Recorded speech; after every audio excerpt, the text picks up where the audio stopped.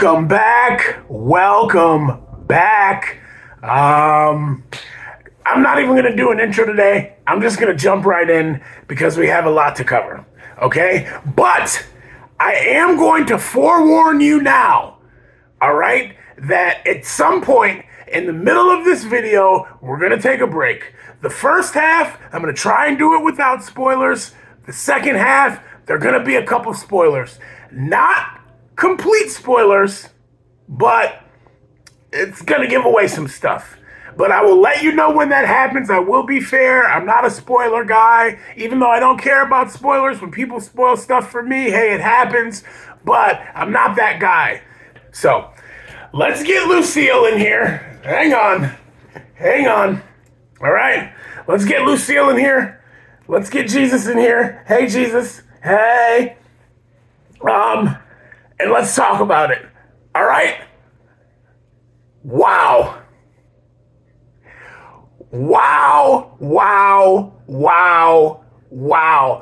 When you have a good director with good writing and you put them together with a big budget and good production, the CGI was very good on this movie.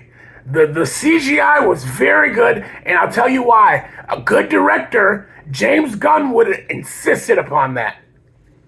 So just as a movie, it was a good movie. Good writing, good director, great production. Okay? That's the trifecta right there. You get all three of those things going together, and I mean, that's what happens, dude. That's what happens. I shed literal tears. Now, anyone who knows me knows I cry about everything. I'm emotionally unstable. I get really, really angry. A lot of people don't see that. I turn green and everything. But I cry at everything, dude. The right pitch. Michael Bolton hits the right pitch on a song. When a man loves a woman. When he gets up there and gets that, hey man, it might come down. If I'm feeling especially soft in the middle of that day, if I got marshmallowy vibes going on, hey man, it comes down. So anyways, I shed literal tears, but not because I'm a simp, okay? But because it was written well. It was done so well. The story they told, they pulled on the heartstrings.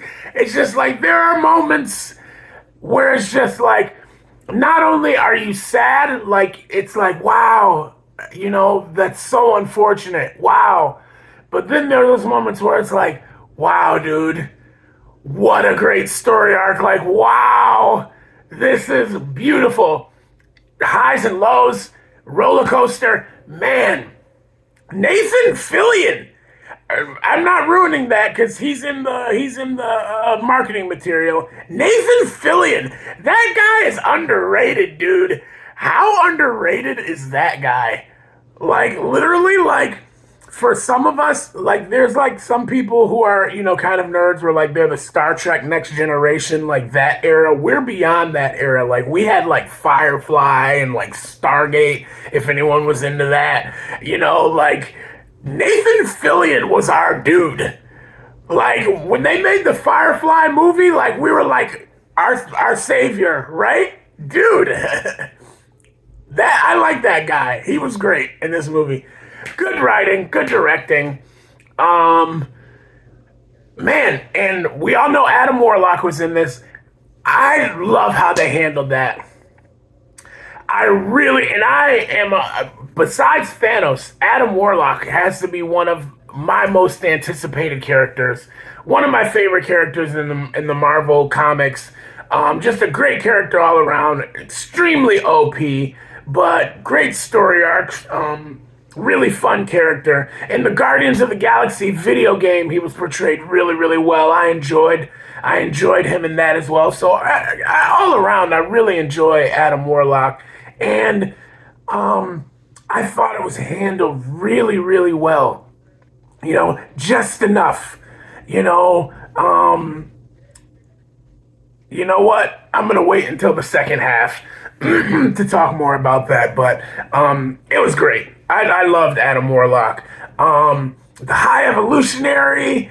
Now here's what I'll say in general, and it's my one that I can think of, one real beef with the MCU, Marvel Cinematic Universe. A lot of these villains are not throwaway characters, dude. The High Evolutionary is an exceedingly powerful character. Ego, the Living Planet, you know, he's an Eternal. That's what he was described as. Exceedingly powerful character. And just to throw him away with one more, Gore the God Butcher. We won't get started on Thor: Love and Thunder. I actually enjoyed it. You guys take this stuff too serious sometimes. They're movies adapted from comic books. They're movies adapted from comic books, bro. Just be entertained. Are you not entertained? Just be entertained, bro. Just be entertained. You're taking it too seriously. Not everyone has to be a great movie. Some of these are really good, just films, mind you. If I use the term film loosely, but some of them are good movies. Some are just, a comic book adaptation. Just, some explosions and fun. Some of you guys are too hard on this stuff. But Gore the God Butcher. And it's Christian Bale. You squeeze two movies out of that guy if you can. I know that's not the format, or whatever. I just think some of these villains are bigger deals than the MCU gives credit for. And so, but really well played, High Evolutionary. Okay, I think I'm getting to the point where I can't say more. So right now, and I'm going to leave it in the comments section for those of you who don't, need to know. I'm going to take a pause for 30 seconds to allow you guys to fast forward.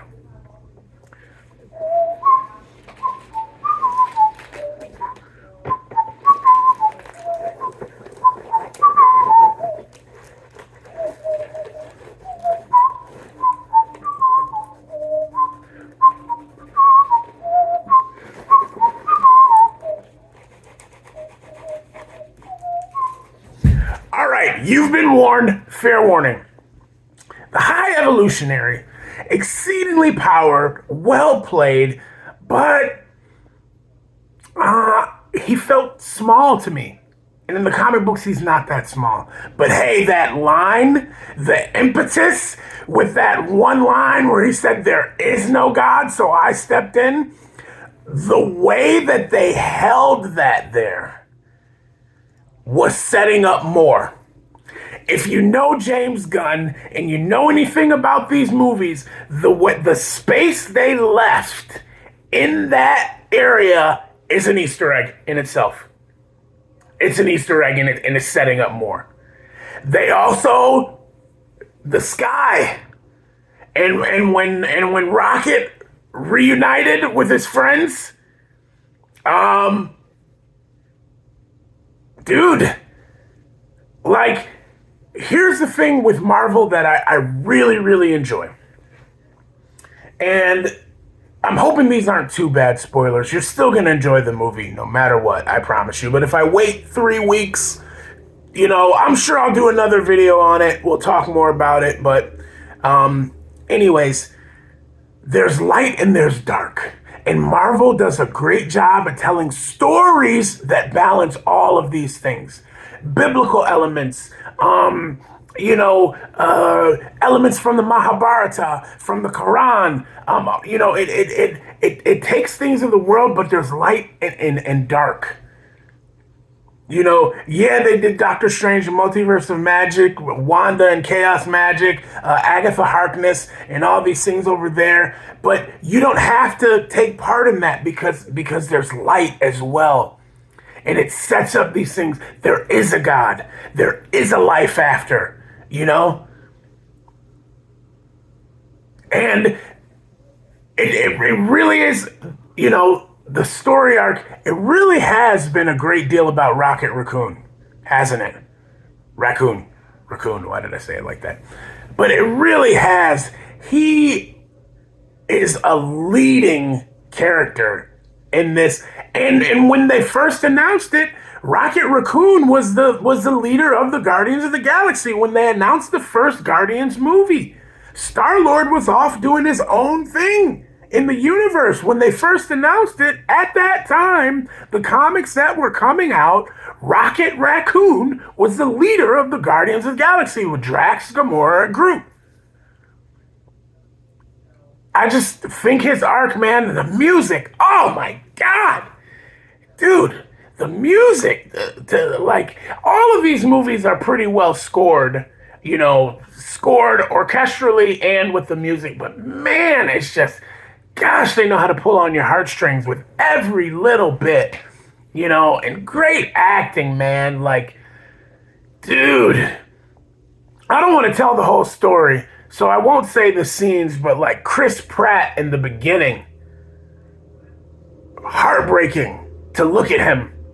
And then some of those moments with he and Gamora, but he's funny. The moments he has, it's just, oh man, it was really good. And this movie, I think, is a reset for the direction and how they're going to make these movies and focus on the stories again.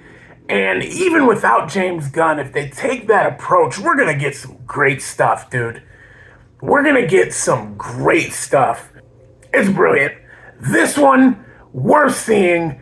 Go out as soon as you can. Take the family. Hey guys, I know I haven't been doing like an actual And It All Ends with Stan story, but we talk about Marvel stuff. Every week we're going to talk about Marvel stuff. That's what this is based on, the thing that I love. Probably going to get breaking up some of these podcasts pretty soon. When the season starts, I'll probably do a dedicated Bills podcast and we'll keep this here. But it all ends with Stan Lee. For me, he created, the universe that I love and stories that I could escape to. Places that I can escape. And it was just such an escape yesterday. And man, it was good, and Nowhere, and things that were laid out in the game that I don't even know if James Gunn played the game and then added it to the movie or what, but it was so good. It was so good. I wanted to record this while it was still fresh in my mind, but we're going to go over more. We're going to continue to talk about it because I know there are Easter eggs that I didn't even see that I'm unaware of in this, so we're definitely going to talk about it. And I don't know what's going on with the Fantastic Four casting. I announced a couple of castings for Fantastic Four, but